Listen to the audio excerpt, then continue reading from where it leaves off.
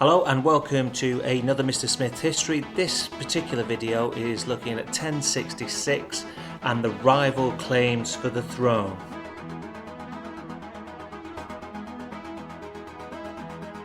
So, Harold Godwinson was crowned king on the same day as Edward the Confessor's funeral on the 6th of January 1066, but there were other strong claimants to the throne due to agreements and promises or alleged promises Edward had made in the past. And because Edward had died without a son, this caused a succession crisis.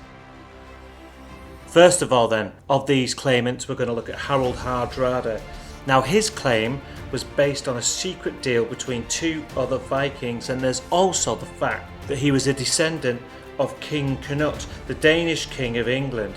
His claim though was considered weak, and what mattered though was the force that Hardrada could call upon to back up his claim.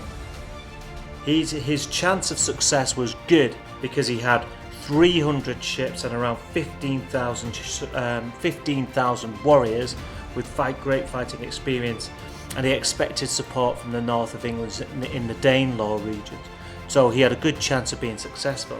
Next up we'll look at Harold Godwinson. We know he was crowned king on the day of Edward's funeral.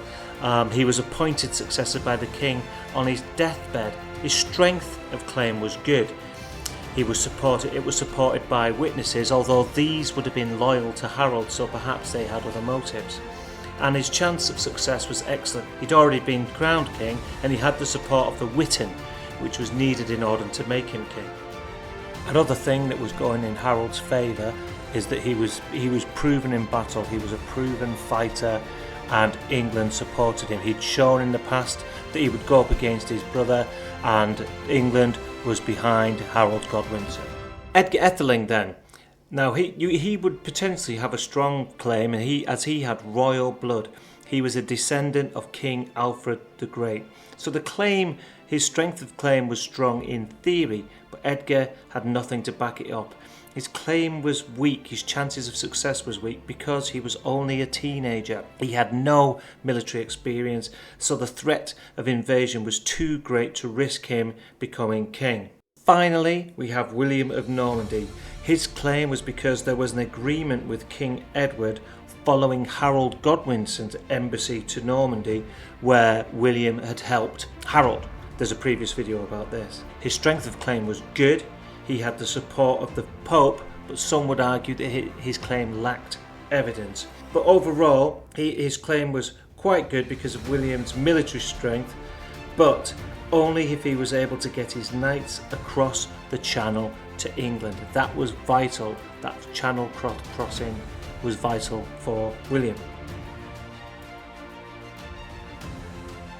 So Harold was crowned the day after Edward the Confessor died on the 6th of January 1066. Most of the Witan had already gathered at Westminster, making it easier for Harold to gather the support he needed.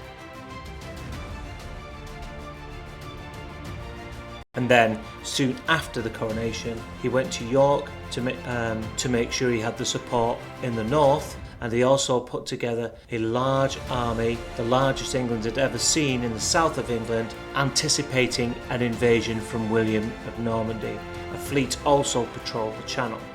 So that brings us to the end of the succession crisis and claimants to the throne. Have a look through the playlist and through other videos for other stuff on the Anglo-Saxons and Norman invasion. Thank you.